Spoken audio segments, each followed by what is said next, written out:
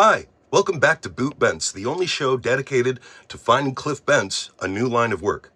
After about a week of research, I have made every effort to verify the information I'm presenting here.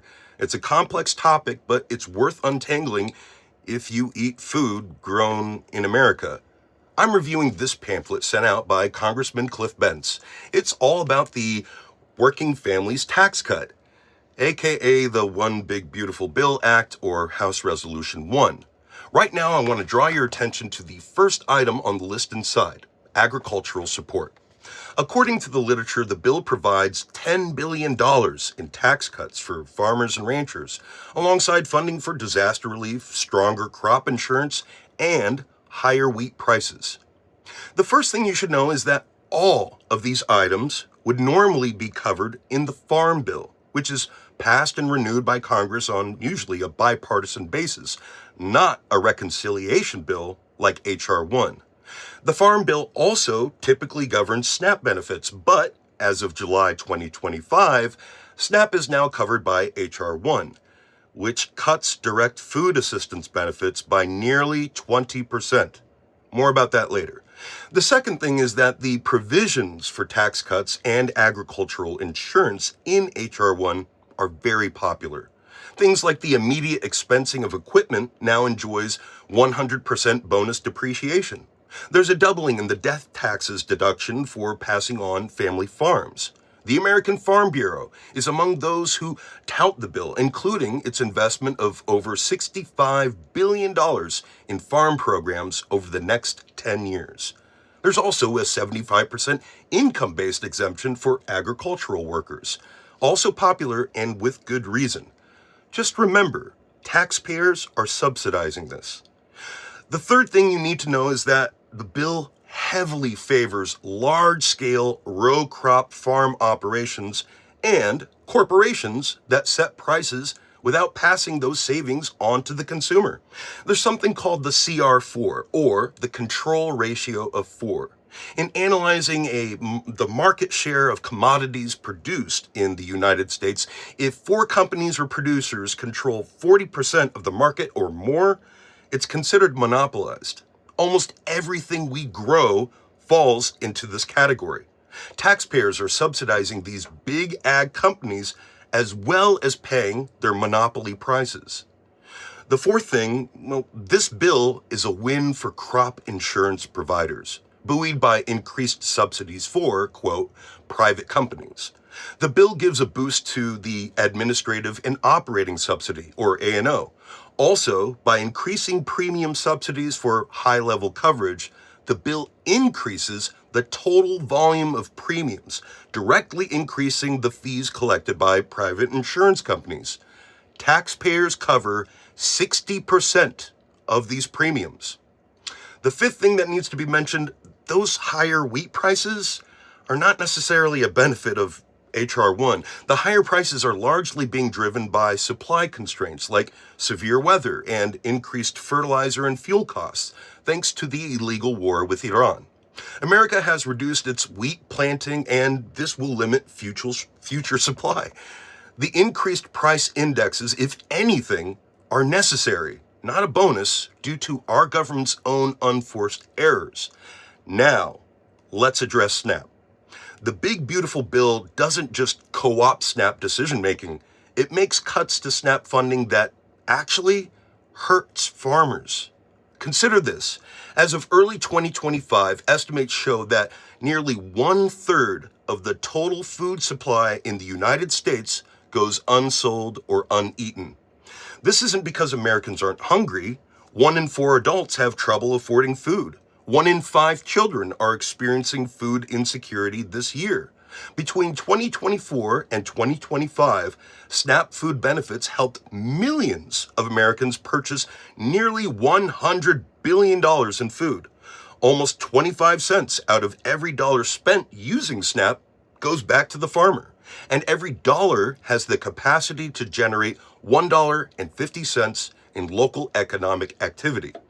On the back of this pamphlet, Cliff Bentz points out his notion of SNAP accountability.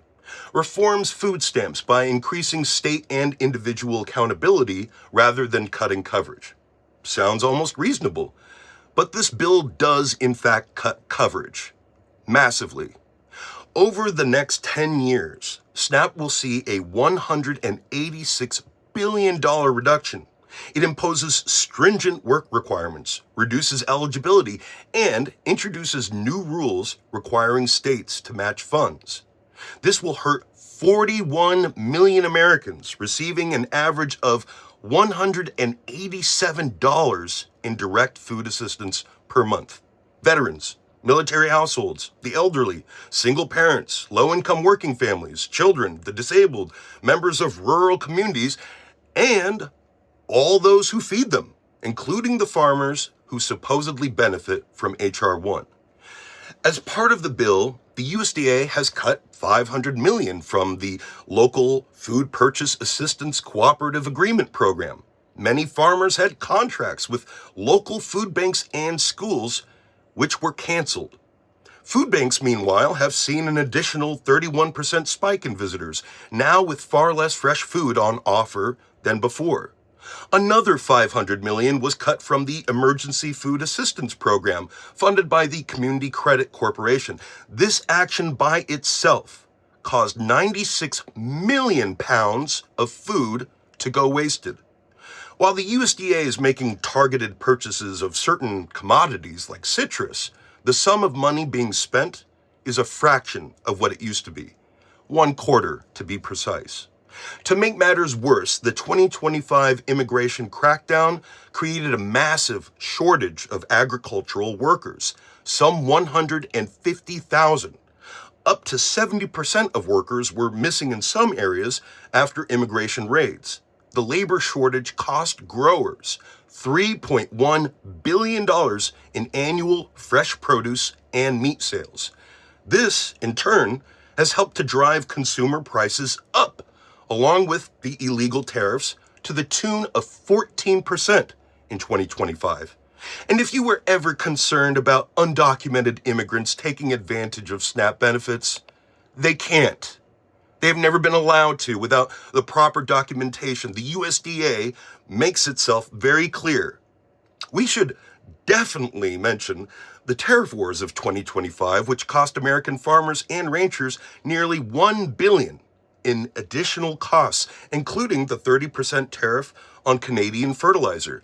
This led to a 10.8% increase in the agricultural trade deficit and an $11 billion emergency bailout for food producers by the USDA. This regime has an expensive, chaotic agenda that constantly makes messes where we can ill afford them. All of this is tethered to H.R. 1 and therein made permanent, whereas the Farm Bill would require renewal. The new Farm Bill in and of itself is a whole other story. The point of including tax breaks for our agricultural sector in this bill is that it will make any future repeal of the big beautiful bill difficult, because doing so will seem to be detrimental to farmers, even though its cuts to the social safety net like SNAP and Medicaid are hurting them more. Are we supposed to subsidize the growing of food with our taxes only for it to be discarded in the service of capital at the expense of our nation's most vulnerable? Do you like the idea of your taxpayer money rotting on the vine? When it comes to American-grown food and the Americans who need it the most, the One Big Beautiful Bill Act is hideously cruel, massively wasteful, and a threat to the economic health and well-being of our nation. Cliff Bentz is proud of this, proud of the hungry children, the spoiled produce, the greed and complacency in the face of human suffering. Congressman Bentz's continued employment in the House of Representatives all but guarantees the problem will continue to worsen. I'll be tackling all these points in Cliff Bentz's mailer. I will poke holes in his lies and distortions. He might win this year, but he will never be able to wash the stink of this bill from his legacy. It is my mission in life. What can you do besides voting Bentz and his party out of office? Please donate to your local food bank or mutual aid hub. Increasingly, our fellow Americans are all we have.